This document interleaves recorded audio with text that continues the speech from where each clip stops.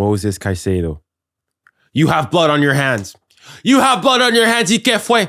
¿Y qué fue? ¿Por qué? ¿Por qué? ¿Por qué? ¿Por qué? Why? You sold the game. You sold the game. You are the reason Mickey Mouse FC is currently what? 5, 6, I don't even know how many points above you guys. Because if you stayed on the pitch, you guys are winning the game. You sold it. You have blood on your hands. You need to be charged for crimes against humanity. Now we, the footballing public, need to suffer. Arsenal will remain top of the Premier League. Oh, it sold the game. It sold the game. Caicedo, why? Why? And I think there's no better place to start off than, first and foremost, obviously, Arsenal won. Chelsea won. There's no better place to start than that red card itself. There is no way, there's nothing really else to say here. That is the clearest, most straightforward red card you will ever go and see. I don't know how people were going and debating, oh, that's a straight red. That's a straight red. Doesn't play the ball. You could say it's late. Yes, he's trying to play the ball. He gets his ankle. Clearest red you'll ever see. Listen, I got my issue with Arsenal, or as I like to call Mickey Mouse FC. But listen, at some point, give unto Caesar what is Caesar's. That is a red card. That is a blatant red card. I saw it initially when it came at real time. I saw, ooh. Hopefully, I'm praying that it looks worse than it actually was. And then you saw that first replay. The first replay, no, he was gone. I knew this brother was gone. But again, Caicedo, why did you sell? Why? Red card FC. Red card FC. Stay focused FC. Calm your tempers FC. Oh, take a chill pill FC. Chelsea, this is starting to, add up now. João Pedro, calma. I know you guys are young, maybe a bit hot-headed, but tranquilo. But now, Arsenal remain top of the Premier League title and obviously of the Premier League table. And obviously they would have remained top regardless of what, happened today. I just want to go and look at the momentum. In that first half, you can see here, Chelsea's obviously embossed in red. They had most of the momentum. It was Chelsea's game for most of it. And in fact, if you're going to look at the entirety of the game, it was for the most part Chelsea's game. Obviously, after the goal that they conceded, they wanted to go and score later on. And I think Chelsea gave a very good rendition of themselves. But the red card sold everything. Of course, they went and scored. I think that if Chelsea were able to do that, 10 men against Arsenal, what would it have been 11v11? Because let's be honest here, 11v11, Chelsea was a better team. I'm not saying they were stomping or steamrolling, but Chelsea had, I think, if I'm not mistaken, most of the ball. If I go and I look, it might be slightly skewed now in the second half because of that Caicedo, red card. But I thought that generally speaking, in that first half, Chelsea had maybe, if not most of the possession, but most of the meaningful possession. They were doing more with the ball. As you can see here, had the higher XG, had more shots.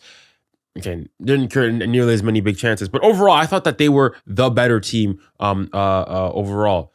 But then the red card in the 38th minute changes everything. Completely changes everything. Because even though I think that Chelsea played very, very, very, very, very well today, but it's just, dang.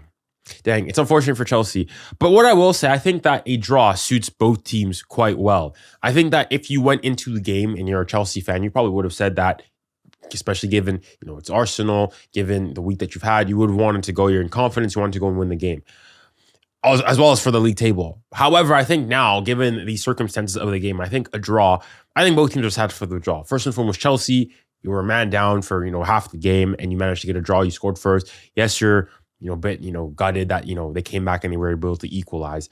But given the circumstances, I think you'd be happy with the draw. And then for Arsenal, you go and say similarly, you go and argue that, listen, if you told an Arsenal fan 2 weeks ago that in the run of games of Spurs away, Bayern at home, and Chelsea away, you're going to pick up 7 points, they're snatching your finger off. They're snatching hand off. They're taking everything they can get.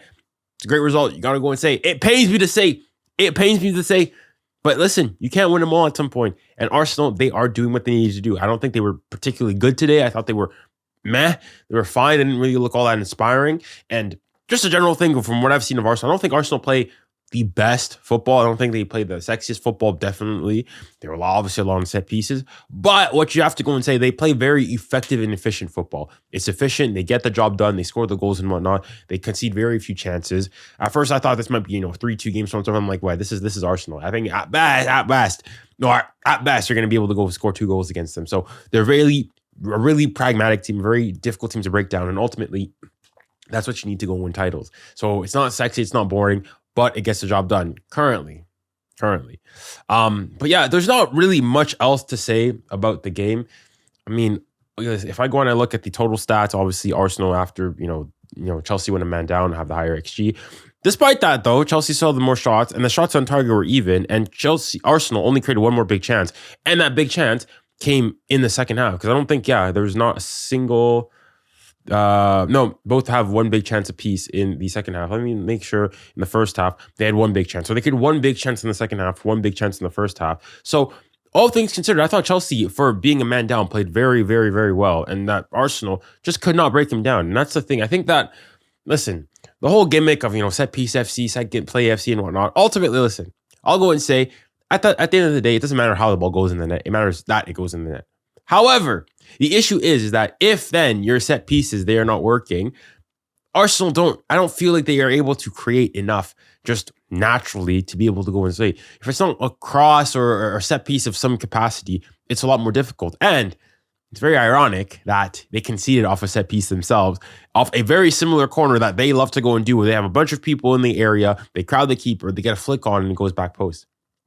Poetic justice, I would go and say.